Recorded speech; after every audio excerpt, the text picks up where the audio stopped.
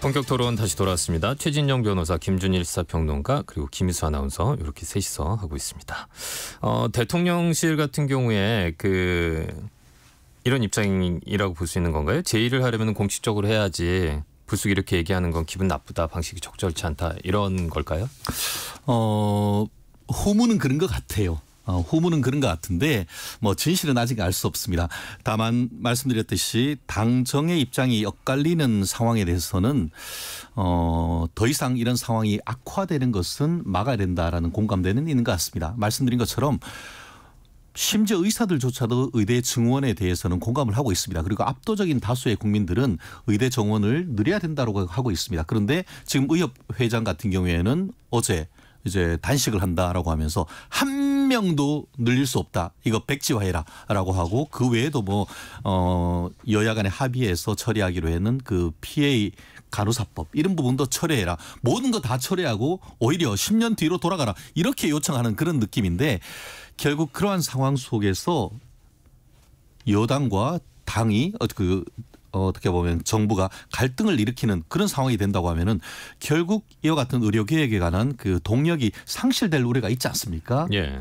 그렇다고 하면은 이런 모습을 보이는 것은 저는 상당히 좀 비판적이라고 볼 수밖에 없습니다. 저도 개인적으로 한동훈 대표에 대해서 좀 많은 지지를 보내고 있습니다만, 이와 같은 어떤 이 상황 다른 건 모르지만 정책적인 상황 어떤 이슈와 관련해서 갈등을 보이는 듯한 이런 모습은 국민들이 불안하게 할 수 있는 이런 것 같습니다. 그렇기 때문에 특히 이제 국무총리와의 어떤 고위당정청 협의회에서 어떻게 보면 제안을 하고 그것을 내부적으로, 그러니까 행정부 내부에서 검토한 다음에 이것은 어떤 개혁의 동력과 관련되는 부분이기 때문에 어렵다라고 했는데, 다시 어제 페이스북에다가 본인 글에다가 이걸 올렸지 않습니까? 그런 어떤 정책적 대안, 본인이 어떻게 보면 윤석열 대통령과 차별을 하려고 하는 의도는 충분히 읽힐 수 있겠습니다만, 그런 것보다도 오히려 공개된 토론 내지는 마쿠 토론을 해서 어떻게 보면 이런 부분에 대한 결과를 이렇게 하나에 도출해내는 그런 스무스한 과정을 보여주는 것이 오히려 한동훈 대표로서는 좀 더 대표로서 정치인으로서 성장해 갈 수 있는 그런 모습이 아닌가 싶기 때문에, 그런 부분은 여당과 정부를 지지하는 입장에서는 조금 아쉬운 점이 분명히 있는 것 같습니다. 그러니까 이제 설명을 해주셨지만은, 저는 당정 갈등이라는 거는 무조건 나쁘다라는 프레임은 조금 잘못됐다고 봐요. 예. 그러니까 부딪힐 수도 있는 거고, 당은 당의 일을 하는 거고, 정부는 정부의 일을 하는 거고, 민심에 안 좋은 거를 특히 전달을 해가지고 이거를 바로잡는 상황에서는 이견도 있고 갈등도 있으니까, 저는 이걸 갈등이 안 좋다라고 말씀하신 최중년 변호사님의 의견에 동의하지 않고, 다만 그 방식이 예를 들면 고위당정 협의회 하는데 구석에 가가지고 안덕수 총리한테 얘기하는 방식이 맞냐라는 거예요. 하려면 제대로 해라라는 겁니다. 그리고 한동훈 대표가 이렇게 얘기했잖아. 더 좋은 대안이 있으면 더 좋겠다라고 페이스북에 썼잖아요. 그러니까 제가 그게 정부한테 묻고 싶은 거예요. 지금 응급실 상황이 정부는 지금 관리 가능한 상황이다라고 지금 얘기를 하고 있는데, 제가 그냥 몇 개 아주 사례만 짧게 말씀드리겠습니다. 아주대병원은 응급실에 14명 의사 있는데 7명이 사직서 냈고요. 그리고 지금 이대 목동병원도 지금 야간 운영이 지금 중단 위기인데 교수들이 그냥 추가 근무해가지고 가까스로 맡고 있다라고 나오고 있고, 건국대 충주병원도 응급실 의사 7명 사직서 냈고요. 세종 충남대병원도 응급의학과 전문의가 부족해서 8월부터 매주 목요일 응급실 진료 중단했고요. 충북대병원도 응급의학과 전문의 2명이 휴직과 병가낸 이런 상황입니다. 지금 그래서 의사들 얘기로는 전국의 응급실의 40% 정도가 지금 마비됐다. 네. 이 정부의 인식하고 완전히 다르죠.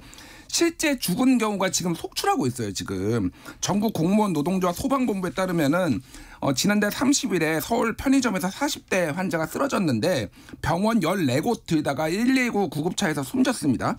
부산에서도 폭염 때문에 40대 온열 환자가 쓰러졌는데, 부산에 갈 데가 없어서 울산으로 갔대요. 2시간 걸려. 그러다가 또 죽었어요.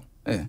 그리고 충북 진천에서는 출산이 임박한 임산부가 응급실을 못 찾아가지고 119 구급차에서 아이 낳았습니다. 이게 관리 가능한 상황인 건가요? 지금 119 구급차가 의료기관을 찾지 못해 환자를 4차례 다른 병원으로 이송한 경우가 올해 17번인데요. 절반밖에 안 지났잖아요. 작년 15번을 넘어섰어요. 이미 절반밖에 안 넘었는데. 지금 이게 지금 굉장히 심각한 상황인데 정부가 안이하게 보고 있다라는 거고 한동훈 대표가 어쨌든 이거를 알고 있으니 지금 여론이 급격하게 안 좋아지고 있고 아니 의사 늘리는 건 좋은데 지금 이렇게까지 응급실 체계를 뭐 완전히 망가뜨려야 돼라는 여론이 좀 확산되고 있으니까 하는 거예요. 그러니까 제대로 해라 하려면은 이거 대통령은 지금 죽어도 내가 역사에 남는 대통령이 되겠다라고 하면서 아무도 못한 30년 동안 아무도 못한 의사 증언은 의사를 내가 늘리겠다라는 거잖아요. 늘리는 거 좋아요. 왜 1,500명인지 2,000명인지 저는 아직도 모르겠습니다. 왜 회의록은 없는 건가요? 근거는 어디 있는 건가요 도대체? 그러니까 그걸 합리적으로 조정할 수 있는 안을 그러면 내보라는 겁니다. 지금 뭐 이제 한동훈 대표하고 이재명 대표하고 지금 이 의대 의정 갈등과 관련해서도 지금 대표회담에 지금 안건으로 올리네 이런 얘기들이 나오고 있잖아요. 굉장히 중요한 거예요. 저는 한동훈 대표 최근에 비판 많이 했지만은 간만에 좀 칭찬하네요. 한번 고집 부려서 한번 대통령 고집을 한번 꺾어보시기 바랍니다. 이분과 관련해서는 제가 얘기를 하지 않을 수가 없는 것 같은데요. 지금 비난의 화살이 윤석열 대통령에게 가야 됩니까? 아니면은 지금 의료계로 가야 되는 겁니까? 화살이 방향이 저는 잘못됐다고 봅니다. 지금 그 많은 국민들이 의대 정원이 느려서 앞으로의 어떤 그 국민들의 초고령화 시대 그리고 또 지역에 따라 의료 수급 불균형을 맞추기 위한 그런 부분을 해 나가라는 그건 거의 국민의 명령이에요. 그 또한 문재인 대통령 때도 그걸 하려다가 의료계에서 반발하니까 그냥 꼬리 슬며시 내려버렸단 말이에요. 그런데 그것을 국민들의 어떤 그 건강권과 생명권을 보장하기 위해서 강력한 드라이브를 걸고 있는데 그거 과정에서 어떻게 보면 기득권이라고 할 수 있는 의료계에 굉장히 심한 반발이 있는 건 아니겠습니까? 그렇다고 하면 국민들이 그 부분에 대해서 의료계를 질타하고 그 의료계가 지금 협상 테이블로 나오고 의료계가 그러면은 몇 명이 지금 증원되는 게 맞는지에 대한 본인들을 용역 발주한다는 게 엊그제 같은데 아직까지 아무 소리도 안 하고 있다고요. 그러면서 이제는 와가지고는 피해 그 여야 간에 합의해가지고 어떻게 보면 의료개혁이 되는 것 같으니까 이제는 의협회장이 목숨 걸고 이제는 단식하겠다. 이거는 국민에 대한 도전 아닙니까? 그런 부분에 대한 질타는 하나도 없고 그저 윤석열이 자기 어떤 그 개혁의 과제를 성취를 하려고 한다는 이런 프레임은 굉장히 잘못됐다고 생각을 하고요. 결국 그 여당의 대화 의지를 마치 여당과 그 윤석열 대통령 사이를 갈라놓기 위한 어떤 지렛대로 쓰려고 하는 이런 것은 너무나 잘못된 것이고 전공의 단체에 베끼는 것이 그렇게 오인이 된다고 하면 오히려 국민 건강권이 더 침해되는 것 아니겠습니까? 단기적으로 어려운 것은 충분히 이해를 합니다. 저도 주위에서 다 그럽니다. 요즘 사고 나면 안 된다. 특히 이번 그 추석 때 가가지고 그렇죠. 사고 나면은 큰일 난다라고 다 조심합니다. 그걸 왜 모르겠습니까? 하지만 국민들이 그 이후 우리 후손들 우리 자녀들이 더 좋은 세상, 더 좋은 의료계에 살 수 있는 그런 세상을 위해서 지금 그것을 감수하는 그 과정인데 계속 그것을 가지고 윤석열 대통령이 불통이다 이렇게 얘기하는 것은 언어 도단이라고 봅니다. 짧게 한마디만 할게요. 뭐 의료계 비난해야 되면 비난할 수도 있죠. 뭐 비난 받아야 된다는 부분도 있어요. 그런데 윤석열 대통령 책상에 앉아 있는 게 더 법 스탑 히어 모든 책임은 여기에 머무른다라는 거잖아요. 어쨌든 정부는 최종적인 갈등 조정자고 실행자입니다. 정부가 이거를 해결을 못하면 어떡하나요? 그러니까 의료계 반발할 수 있죠. 의료계가 무리한 거 요구하는 거 한두 번입니까? 뭐 모든 이익단체들은 다 무리한 거 요구해요. 그거를 조정하는 게 정부의 몫인데 사람이 죽든 말든 나는 내가 갈 길을 가겠다라고 하는 게 이게 정상적인 정부냐고요. 무정부 상태라고 봅니다. 저는 사실상. 어떻게 사람이 죽든 말든 나간다는 그런 말씀. 죽고 있잖아요. 할 수 있습니까? 아니 지금 죽고 예전에도 있잖아요. 있었고 이렇게 응급실 뺑뺑이는 예전에도 많았단 말이에요. 마치 지금 있는 것처럼 지금 과대평가하는 것 응급실 자체가 뺑뺑이가 증가했다라고 제가 말씀을 드렸잖아요. 지금. 그러니까 이런 거를 막으려고 정부가 있어야 되는 거 아니냐고요. 갈등 조정을 하라고요. 그러니까 갈등 조절을 하고 지금 대처 가능하다고 하니까 그걸 지켜봐야 되는 것이죠. 청취자분들은 참 이 상황을 갖다가 가까이서 못 보셔서 너무 안타까우실 것 같습니다. 사람 입에서 불이 뿜어져 나올 수 있구나. 이게 가능하구나. 이런 걸 갖다 좀 느낄 수 있는 이런 상황인데요. 두 분 말씀 아주 잘 듣고 있습니다. 자, 윤석열 대통령이 오늘 30일에 국민의힘 지도부와 만찬 회동을 합니다. 근데 좀 자주 있는 것 같아요. 좀 잦은 것 같아요. 왜 이렇게 자주 만찬을 하는 걸까요? 더 자주 봐야죠.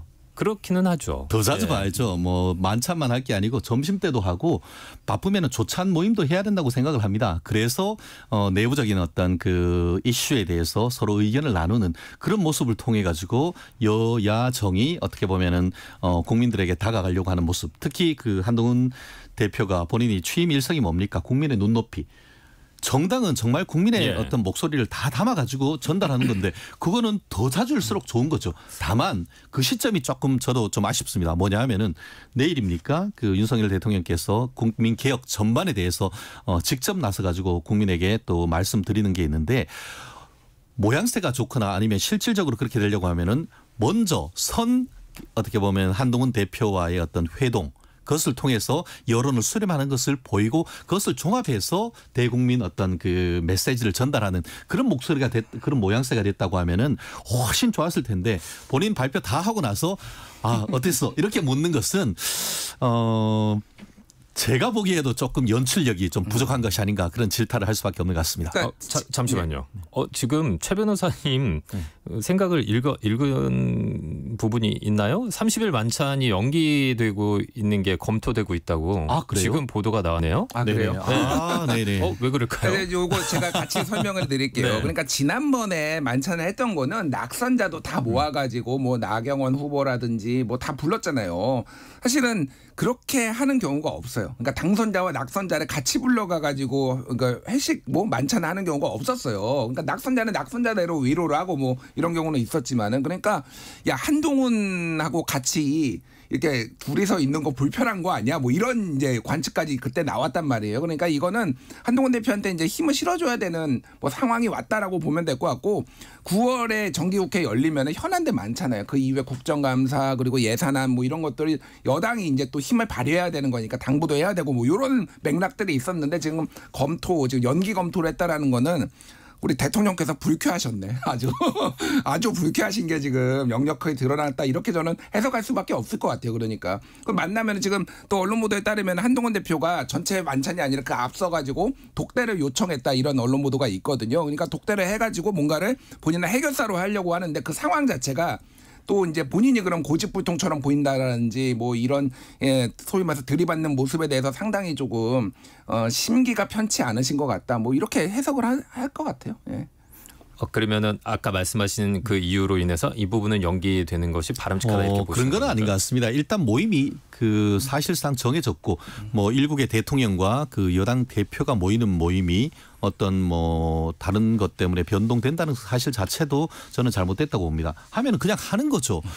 다만 지금 김준일 평론가께서 얘기하신 것처럼 지금 의정 갈등과 관련해 가지고 분명히 한덕수 총리께서 이건 정부 입장은 이걸 바꾸기 어렵다라고 했는데 그것에 대해서 한동훈 대표가 본인의 페이스북에 이것보다 더 좋은 안이 있으면 좋겠다는 말은 제가 제안하는 법안보다 더 좋은 안이 있겠습니까? 라는 어떤 정부에 대한 반문 아니겠습니까? 그렇다는 점에서 그런 어떤 그 한동훈 대표의 어떤 이슈를 다루는 절차, 소통하는 모습 이런 부분에 대해서 그 윤석열 대통령께서는 조금 불편해했을 가능성도 저를 배제할 수는 없습니다. 다만 저는 대국민 어떤 메시지를 대통령께서 직접 이번에 임기 중에 두 번째라고 하는 것 같은데 굉장히 중요한 건 아니겠습니까? 그리고 그러한 그 발표를 하고 나서 그 막전 막후에 대한 것을 또 여당에 설명하고 또 그것을 당부한 다음에 당을 통해서 그 정책의 어떤 의지를 펼쳐나가려고 하는 그런 모습은 좀 너무나 좋다고 생각합니다. 지금은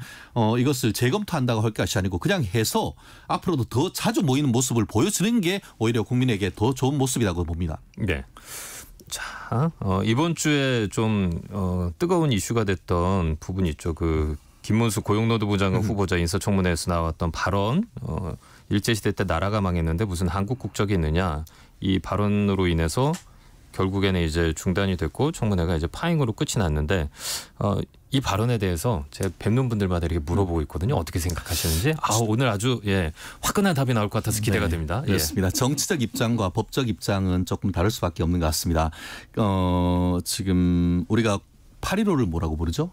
광복절이지 않습니까? 네. 광복절은 말 그대로 빛을 다시 찾은 절기 아니겠습니까? 여기서 빛이란 것은 대한민국 국권, 주권을 의미하는 것 아니겠습니까? 네. 1910년 어떻게 보면은 일제 그와의 어떤 그 외교권을 박탈당하고 사실상 주권을 박탈당했지 않습니까? 그렇기 때문에 결국 그 8.15의 광복절을 통해 가지고 실질적으로 국권을 회복했다라고 하는 건 아니겠습니까? 그렇기 때문에 국제법이나 법적으로 봤을 때는 어떻게 보면은 지금 그 김문수 지사 자꾸 지사라고 합니다. 그 고용노동부 장관 후보자의 말씀이 저는 법적으로는 아무 문제가 없다고 생각합니다. 그런데 김문수 후보자님 같은 경우에는 정치인 아니겠습니까? 네. 어떻게 보면 삼성 국회의원의 그 경기지사 재선까지 하신 분입니다. 거기다가 본인은 노동운동에 투신해서 전 인생을 거기에 바쳤던 사람입니다. 노동과 행정에 대해서 제가 봤을 땐 그만큼 어떻게 보면 그 경륜과 지식을 가진 사람, 경험이 가진 사람이 저는 여당 내에 찾기가 어렵다 생각하는데요. 그런 부분에 대한 한마디로 고용노동부 장관으로서의 역량과 개인적인 어떤 능력 이런 부분에 대한 것을 묻기보다는 그럼 물어봤자 사실 대답이 뭐가 나오겠습니까? 그러니까 결국은 이념 논쟁. 어떻게 보면 민주당의 새로운 메카시즘적 프레임에 지금 어떻게 보면 약간 걸렸다라고 보는데 정치인 장관 후보자로서 본인이 할 수 있는 말씀을 저는 했다고 봅니다. 아니 뭐 여기에 이제 메카시즘까지 나오기 시작하면 그렇죠.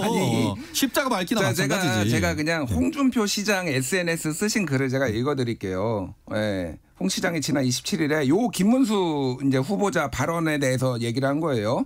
을사늑약은 원천 무효라고 국사책에 나와 있다. 일제시대 강제 병합됐지만 우리 국적은 일본이 아니고 1919년 4월 11일 이전은 대한제국 국민, 임시정부 수립 후 대한민국 국민이어야 헌법 전문에 충실한 것 아닌가라고 나오면 3.1절하고 이제 임시정부 법통을 계승한다라고 나와 있잖아요. 헌법 전문에. 그러니까 뭐 김태호 어제 이제 뭐 국가안보실 1차장 나와가지고 뉴라이트가 대통령께서는 뭔지도 모르실 거다 얘기하면서 본인은 뉴라이트가 아니라고 하는데 지금 이런 발언들 나오는 게 극우와 뉴라이트들의 일관된 얘기예요. 그러니까 임시정부를 부정하기 위해서 임시정부가 국토와 국민, 그러니까 국가의 3요소, 국토, 국민, 주권이 없었으니 그러니까 이제 정부가 아니다라는 겁니다. 제가 한번 예를 한번 들어볼게요. 짧게 말씀드리겠습니다. 자, 나치가 프랑스를 쳐가지고 1940년에 드골 정부가 도망가요. 망명정부라고 하죠. 영국으로 도망갑니다. 예. 그래서 이제 프랑스의 비시 괴뢰 정부가 나치 네. 괴뢰 정부가 세워져요. 자, 프랑스 국민들한테 그러면 1940년부터 44년 너희는 드골 정부의 국민이니 비시 정부의 국민이 이렇게 물어보면 뭐라고 대답을 할까요? 당연히 드골 정부의 국민이죠. 없어요. 국민도 잃었고 주권도 잃었습니다. 사실상에. 예. 영토도 없고요. 하지만은 왜 그러면 드골 정부라고 하느냐. 그게 당연한 거예요. 그러니까 우리가 지금 나치한테 잃었지만은 우리가 국민적 저항을 통해서 광복을 찾은 거잖아요. 그 나라 입장에서는 이게 뭐 국토, 영토, 국민 없을 수도 있죠. 하지만 우리가 그렇게 정의를 하고 임시정부의 법통을 계승하고 했다라면 이건 당연한 건 거 아닌가요? 이거를 지금 이런 식으로 여기 청문회 나와가지고 그러니까 인사청문회죠. 인사청문회 나와서 얘기하는 게 맞나요? 지금 독립기념관장은 1945년 광복절에 대해서 대답도 안 합니다. 그런 분이 어떻게 독립기념관장을 합니까? 그러니까 제가 말씀드린 거는 이런 분들이 지금 우리나라의 주요 국무위원으로 앉는 게 대한민국의 비극이고 이념적으로 대통령이 얼마나 편향됐는지를 보여주는 아주 대표적인 사례라고 봅니다. 이 부분은 논쟁이 있기 때문에 뭐 계속 이어질 수밖에 없어요. 그렇지만 팩트를 제가 말씀드릴게요. 예. 김대중 대통령 일제시대 때 국적이 일본이었습니다. 이름이 도요다 다이주. 그리고 또 우리가 존경하는 윤동주 시인 일본 국적이었습니다. 이름은 히로노마 도주. 그리고 김구 선생님 국적은 중국 국적이었습니다. 그리고 김일성 소련하고 중국 이중 국적자였습니다. 그리고 야권에서 그렇게 싫어하는 이승만 대통령 국적이 없었습니다. 일본 국적도 거부했고 미국, 중국, 소련 국적 전부 거부했습니다. 그래서 미국에서 독립운동을 하다가 한국으로 돌아올 때 여권이 없었습니다. 무국적자. 그래서 YMCA에 의해서 보증을 해가지고 유럽으로 돌아와서 한국으로 들어왔습니다. 그런 역사적 팩트를 얘기합니다. 일제시대 때 우리가 대한민국 정체성으로서의 어떤 대한민국 국민이라는 것을 부정하는 사람이 어디 있습니까? 누구 하나 있습니까? 나와보라고 하세요. 말씀드린 것처럼 김문수 후보자 또한 그것을 거부합니다. 그렇지만 우리가 법률적으로 봤을 때에 여권이 분명히 그렇게 일본 국적이었던 것은 맞는 것 아니겠습니까? 그걸 얘기하는 것이지 마치 그것을 가지고 김문수와 윤석열 대통령 정부가 친일인 것처럼 해서 반일 죽창가를 부른 것은 이 시대에 아무런 도움이 안 되는 그냥 그 윤석열 정부를 비난하기 위한 하나의 프레임일 뿐인 것이죠. 오늘 청취자분들은 요 사안과 관련해서 중요한 정보를 좀 많이 얻으신 것 같아요. 판단하시는 데 있어서. 네. 자, 다음 질문 드릴게요. 여야 대표회담 날짜가 언제로 잡힐 거냐 이게 관건인데요. 김준일 평론가께서는 회담이 아예 열리지 않을 수도 있다. 네, 다른 방송에서 제가 그렇게 얘기했습니다. 네, 이렇게 전망을 하셨는데 어떤 근거인가요? 일단 민주당의 기류가 많이 바뀌었고요. 이게 처음에는 이재명 대표가 이제 제안을 하기는 했지만은 민주당 입장에서는 중요하게 생각하는 안건 자체에 아무런 합의도 없고 아무렇게 소득이 없으면 이걸 해야 되느냐라는 회의론이 굉장히 많이 퍼져 있어요. 그래서 뭐 김민석 최고위원도 그렇고 지금 오늘 오전에 진성준 정책위원장도 그 얘기를 했거든요. 가장 중요하게 생각하는 게 최상병 특검을 이제 한동훈 본인이 약속한 거를 해라라고 하는데 정 급하시면 민주당이 하시던지요. 뭐 이런 발언이 나오면은 이게 싸우자는 거잖아요, 사실상. 그러니까 뭐 이것도 그렇고 전 국민 25만 원도 좋아 그러면은 여당의 입장이 뭔지를 그러면 우리가 서로 이견을 조율하면 된다라고 하는데 아예 여당의 입장이 없어요. 그러니까 정확하게 뭐를 어떻게 모르면 하위 50%만 줄지 뭐 소상공인만 줄지 뭐 이런 게 없으니까 그러면 이게 협상이 되겠느냐라는 거예요. 그러니까 그런 기류가 하나가 있고 물리적으로 시간이 잘 안 나오는 것도 있어요. 왜냐하면 이번 주가 이제 이렇게 넘어가면 다음 주에는 국회 개원하고 9월 4일에 이재명 대표 연설 그리고 5일에 한동훈 대표 연설하고 그 다음에는 이제 대정부 질문 들어가고 그 다음에 추석이거든요. 그러니까 억지로 내려면 할 수는 있는데 의지의 문제고 지금은 안건 자체가 그러니까 한동훈 대표가 그냥 약간 패션 느낌으로 그러니까 뭐 사진 한 장 찍으려고 하는 거 아니냐 약간 의구심이 좀 민주당에 커지는 것 같아요 지금은. 예. 최 변호사님은요? 공한증이라고 들어보셨습니까? 공한증이요? 네. 중국 축구가 그랬던 거죠. 한국을 두려워한다는 건데 이재명 대표가 한동훈 대표를 두려워하는 것이 아니냐. 그런 얘기로 공한증이라는 얘기가 나옵니다. 실질적으로 한동훈 대표가 이재명 대표의 어떤 제안에 따라서 오케이 우리 당대표 토론 미팅 합시다. 그리고 대신에 그것을 국민들에게 다 공개할 수 있는 한마디로 국민의 알 권리를 충족시키기 위해서 전 과정을 다 공개합시다라고 얘기를 했더니만 그때부터 내용보다는 이재명 대표 측 같은 경우에는 왜 그것을 공개를 해야 되느냐라고 얘기를 했고 실질적으로 지금 한동훈 대표 같은 경우에도 오케이 좋다. 그럼 뭐 형식에는 엇갈리지 어떻게 보면 얽매이지 않겠다. 처음에 일부 공개하고 나중에 비공개로 하는 민주당의 제안도 지금 다 받아들였습니다. 그런데 지금 김준일 평론가 말씀처럼 민주당 내에서는 과연 이거 해야 되느냐라는 얘기를 하고 있습니다. 한마디로 그게 공개회담이건 비공개회담이건 한동훈 대표와 미팅을 해서 얻을 게 별로 없다. 오히려 줄 것만 있다라는 그런 어떤 나름대로의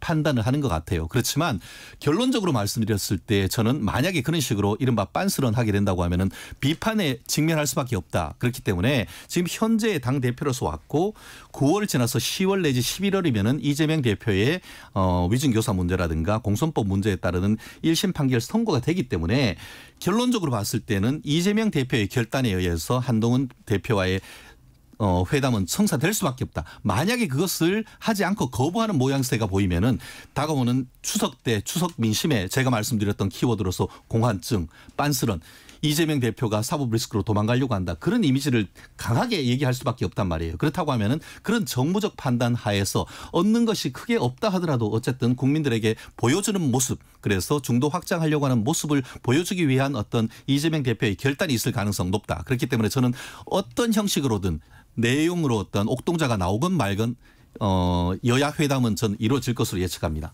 예, 제가 아나운서다 보니까 말씀하신 것 중에 빤스러운 말씀하셔가지고 그거는 좀 짚고 넘어가야 될 것 같아서 피하고 싶다 이런 거죠. 네네, 그 상황을 갖다가. 변호사님 품위를 지키시죠. 근데 요즘 방송에 뭐 공공으로 이제 통용되는 단어로서 제가 썼습니다. 제 입장도 좀 고려해 주시기 바랍니다. 죄송합니다. 자, 법원이 MBC 대주주인 방송문화진흥회 이사 임명 집행정지 가처분 신청을 인용했습니다. 이건 어떻게들 보셨어요? 그러니까 이건 먼저 말씀드릴게요.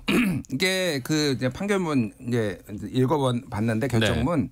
그러니까 2인 체제에 대해서 갑론을박이 너무 심하다라는 거예요. 그러니까 이거를 만약에 가처분 신청을 이제 기각할 경우에는 2인 체제가 문제가 없다라는 걸 인정해 주는 거잖아요. 그러니까 이거는 본안 소송에 가서 정식으로 재판을 받아봐라 이런 취지인 겁니다. 그래서 무조건 2인 체제가 완전히 틀렸다라고 보는 게 아니라 이건 중요한 문제니까 이거는 정식 재판을 받아보다라는 취지로 보는 게 맞을 것 같고 어찌됐든 2인 체제로 너무 많은 걸 했어요. 지금 YTN 민영화도 하고 뭐 그런 이런 걸로 굉장히 많은 결정들을 했기 때문에 이게 만약에 본안 소송 가서 이게 문제가 있다, 법적으로 문제가 있으면은 줄 소송이 예상됩니다.